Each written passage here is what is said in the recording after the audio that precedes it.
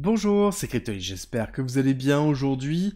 On va parler de ETH, la crypto de Ethereum. Alors, comme d'habitude, vous connaissez un petit peu ce qu'est Ethereum, mais surtout le sujet d'aujourd'hui, ça va être l'impact du lancement des ETF sur Ethereum et jusqu'où on peut aller, à savoir qu'on a eu une journée qui a été quand même très rouge aujourd'hui, et surtout est-ce qu'on ne rentrerait pas dans un cycle où Ethereum surperformerait Bitcoin grâce aux ETF spot Ether?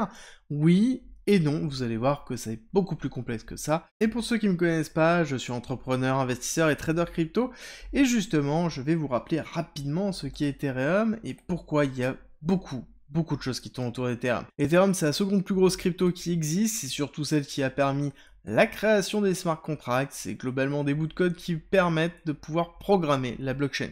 C'est eux qui ont inventé les NFT et tout ce qui en découle. C'est eux qui ont permis la finance décentralisée. C'est eux qui ont permis justement d'avoir le monde de la crypto comme on la connaît maintenant, d'avoir l'interconnexion avec les banques, d'avoir absolument tout ce que l'on connaît au niveau de la crypto. C'est merci Ethereum. C'est derrière une énorme roadmap pour tout ce qui va se passer. Et oui, parce qu'il y a eu déjà des événements qui ont été très forts, notamment le passage en Proof of Stake. Historiquement, Ethereum était en Proof of Work, c'est-à-dire qu'il fallait miner de l'Ether, un petit peu comme on mine du Bitcoin, sauf que c'est passé en Proof of Stake dans lequel on dépose ses Ethers pour verrouiller le réseau et on récupère entre 3 et 4% de rendement. Forcément, ça a créé des tensions non pas au moment où on a fait le Proof of Stake, mais surtout au niveau de la réglementation américaine. Parce que à partir du moment où on dépose des tokens pour récupérer d'autres tokens, ça ressemble grandement à ce qu'on appelle aux USA des securities. Globalement, c'est une forme d'action, ce qu'on appelle la valeur mobilière, et c'est réglementé autrement. Et là, il y a un combat qui a lieu entre la SEC, la réglementation américaine, et Ethereum, et toutes les sociétés qui sont autour d'Ethereum, notamment Consensus, qui est une société qui a créé MetaMask et qui est grandement investie dans Ethereum. Et justement, Consensus se bat pour faire prouver que Ethereum n'est pas une securities, mais bien une commodities, et bien une matière première, tout simplement, qui permet de payer des frais de transaction, parce que c'est le principe de l'Ether. L'Ether, c'est la crypto qui permet de pouvoir payer les frais de transaction d'utilisation sur Ethereum, et c'est quelque chose qui est vraiment très important, que la réglementation se passe de cette façon-là. Parce que oui, si jamais ça bloque sur la sécurité, ça sous-entend principalement que l'on ne pourra pas acheter simplement de l'Ether. Donc ça veut dire qu'on ne pourra pas développer sur Ethereum, on ne pourra pas faire des transactions sur Ethereum, en tout cas simplement si on est américain. Et le marché américain reste un marché qui est très important. Et la deuxième grosse nouvelle que nous avons, c'est ici les lancements des ETF spot Ethereum. C'est quoi? C'est globalement des moyens financiers simples pour acheter, investir dans l'Ethereum, un petit peu comme on pourrait investir dans l'or ou l'argent. C'est un peu le même principe, on a connu déjà ça avec l'ETF spot Bitcoin, dans lequel on a eu 15 milliards de dollars qui ont été injectés, qui ont permis d'avoir vraiment ce rallye début 2024, avec une expansion très forte de Bitcoin, et on attend un peu la même chose au niveau d'Ethereum. Sauf que, il y a quand même pas mal de choses qu'il faut prendre en considération. C'est que déjà, Ethereum aura moins d'attrait que Bitcoin, parce que déjà, il n'est pas réglementé, il n'est pas considéré comme une commodities, mais d'un entre-deux, et chose qui peut être un petit peu plus compliquée, c'est pour ça que Consensus a attaqué la SEC pour avoir une réponse, parce que c'est important de pouvoir statuer si Ethereum est oui ou non une securities.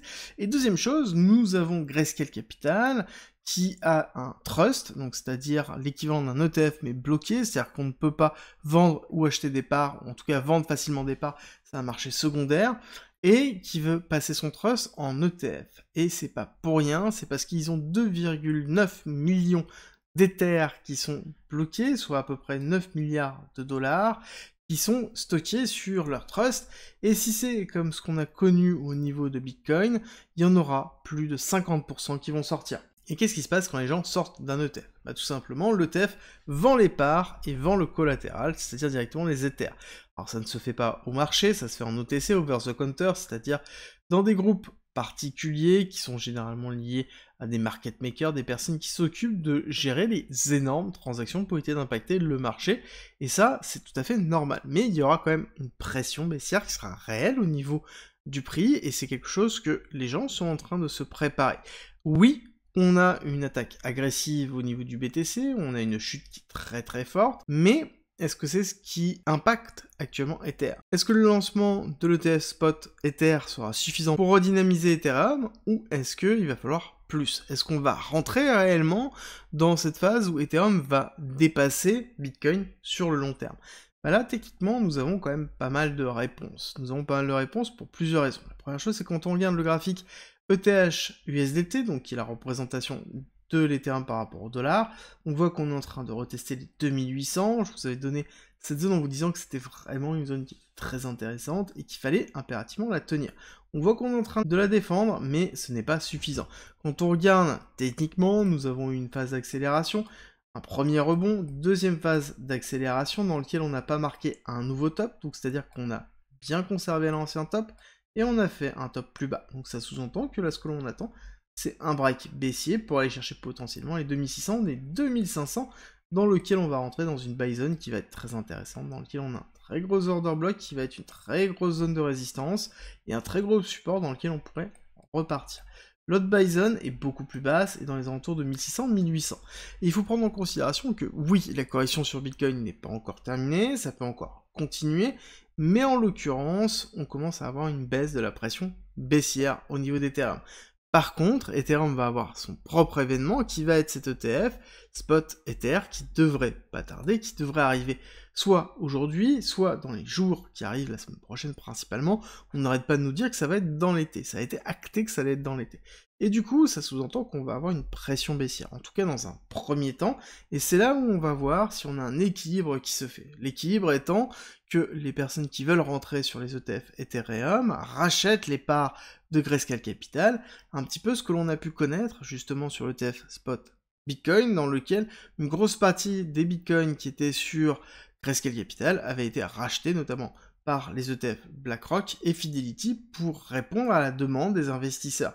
Est-ce qu'on aura une demande des investisseurs? C'est la grande question qu'il faut se poser maintenant. On n'a pas la réponse, il va falloir attendre les jours de lancement, attendre au moins les 2 premières semaines, voir si oui ou non on a un volume qui est conséquent, mais on peut avoir une pression baissière. C'est pour ça qu'il faut noter les zones d'achat potentielles sur Ethereum, parce qu'on peut très vite y retourner, surtout si on a un Bitcoin qui a une pression baissière liée aussi à Mongox, parce qu'il y a tout qui est en train de jouer en ce moment, donc forcément on est dans un moment qui est très important pour la crypto. Mais en même temps, ce sont des moments où la peur règne, où il y a certainement des opportunités à jouer. Ethereum, on risque d'avoir une très belle opportunité d'entrer dans Ethereum. Et concernant le fait d'Ethereum dépasse Bitcoin et rentre dans un cycle qui lui est propre, dans lequel on aurait une surperformance d'Ethereum. Là, nous avons la paire Ethereum sur Bitcoin. Ce qui est très intéressant, c'est qu'on avait fait ici une rupture de cette zone de latéralisation qu'on avait déjà depuis un certain temps, et on avait reclaim, donc on était repassé au-dessus de ces zones de rupture, et on voit qu'on est en train de se battre dessus. Et on voit même que cette semaine, avec la chute de BTC, Ethereum est en sous-performance. Ça sous-entend quoi? Ça sous-entend que Ethereum chute légèrement plus que Bitcoin.